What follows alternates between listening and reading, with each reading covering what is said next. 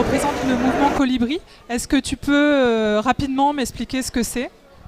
C'est un mouvement qu'on a créé en 2007 avec Pierre Rabhi, qui s'inspire de la légende du colibri, donc qui raconte qu'un jour les animaux se retrouvent dans la forêt en flammes et qu'ils ne savent absolument pas quoi faire, qu'ils ont peur, sauf le petit colibri qui va chercher une goutte d'eau, qui va la mettre sur le feu, qui va chercher une goutte d'eau, qui va la mettre sur le feu. Et au bout d'un moment, les autres animaux lui disent « Bon, écoute colibri, tu t'es regardé, t'es minuscule, t'es un oiseau-mouche, tu vois bien que c'est pas avec ta goutte d'eau que tu vas éteindre le feu. » Et il les regarde et il leur dit « Je sais, mais je fais ma part. » Donc l'idée de Colibri, c'est d'accompagner et d'aider chacun pour faire sa part, à la fois pour résoudre tous les problèmes qu'on est en train de rencontrer, écologiques, économiques, sociaux, etc.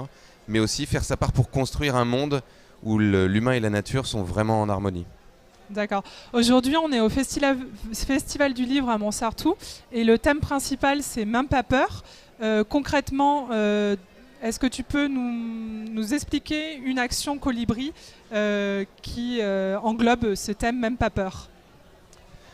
En tout cas, chez Colibri, on n'a même pas peur de réinventer vraiment la société, parce qu'on pense que le modèle de société dans lequel on vit est en train de s'effondrer et qu'on a besoin de le reconstruire. Donc on n'a même pas peur de proposer une agriculture qui demande pas de pétrole, pas de produits phytosanitaires, qui redéploie de la biodiversité, qui crée de l'emploi, comme par exemple l'agroécologie et la permaculture. On n'a même pas peur de proposer de relocaliser la production d'énergie et d'énergie renouvelable et de se libérer totalement des énergies fossiles et fissiles. Et on travaille notamment avec l'association Negawatt qui a produit un scénario de transition énergétique 2011-2050 qui nous montre comment on pourrait le faire. On n'a même pas peur de repenser la création monétaire avec diffuser des monnaies locales et des monnaies complémentaires où les États, les collectivités, les citoyens peuvent recréer des moyens d'échange pour échanger leurs richesses. On n'a même pas peur de repenser l'éducation de nos enfants. D'accord. Justement, sur l'éducation de nos enfants, il y a un mouvement, je pense, qui s'appelle Révolutionnons l'éducation, qui a été lancé aujourd'hui, c'est bien ça ? On a lancé une campagne en janvier 2013 qui s'appelle la Révolution des colibris et qui a des déclinaisons thématiques. Et aujourd'hui, c'est le lancement de la déclinaison éducation qui s'appelle Révolutionnons l'éducation et où, dans 35 villes de France, des gens se sont mobilisés pour échanger sur les actions qu'ils ont envie de mener dans les écoles de leurs enfants, pour témoigner de quelle école ils rêveraient d'avoir dans le futur et qui postent des vidéos sur le site de Colibri, www.colibri-lemouvement.org, qui organise des jeux coopératifs, qui regarde comment on peut faire beaucoup mieux en termes d'éducation populaire, c'est-à-dire comment chacun d'entre nous peut continuer à s'éduquer, à apprendre des choses pour devenir un citoyen plus responsable et plus capable d'agir. Et ça va se continuer dans les 2 ou 3 mois qui viennent. D'accord. Et j'ai l'impression qu'on parle beaucoup de rêves. Toi, concrètement, dans tes actions, quel est ton rêve que tu souhaiterais être réalisé dans les prochaines années Moi, mon rêve, c'est qu'on consacre beaucoup plus d'énergie à construire une société qui marche pour tout le monde sur cette planète et qui marche pour la nature et les écosystèmes, plutôt que de passer toute notre énergie et à essayer de faire le plus d'argent possible ou tout simplement à survivre.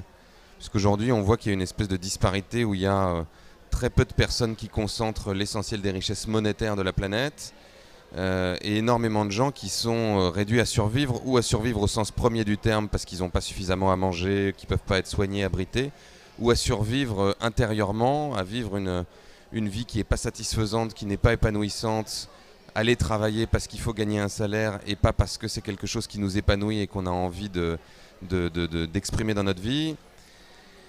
Je pense qu'il faut arrêter ça.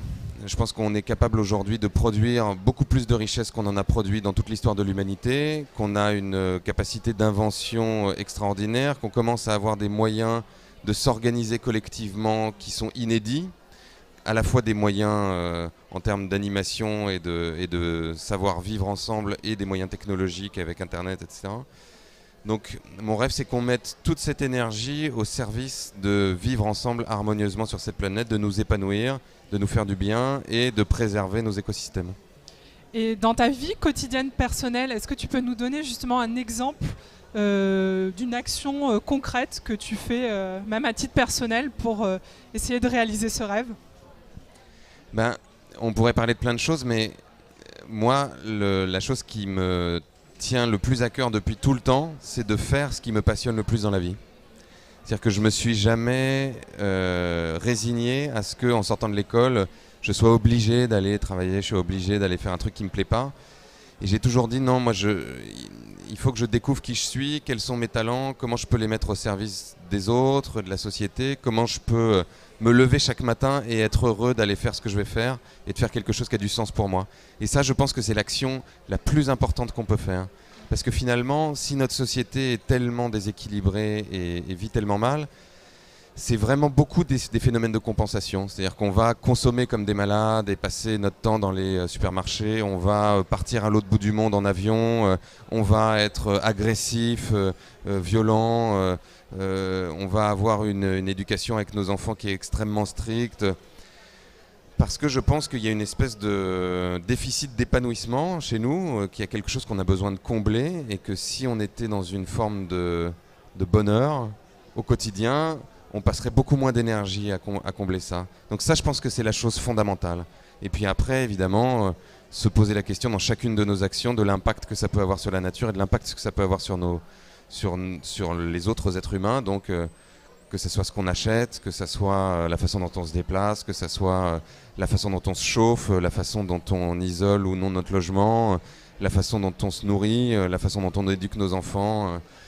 Dans toute cette sphère-là, on peut toujours se poser la question, quel est l'impact sur la nature, quel est l'impact sur les êtres humains? D'accord. Merci Cyril de nous avoir fait rêver. J'espère. Merci beaucoup. Merci.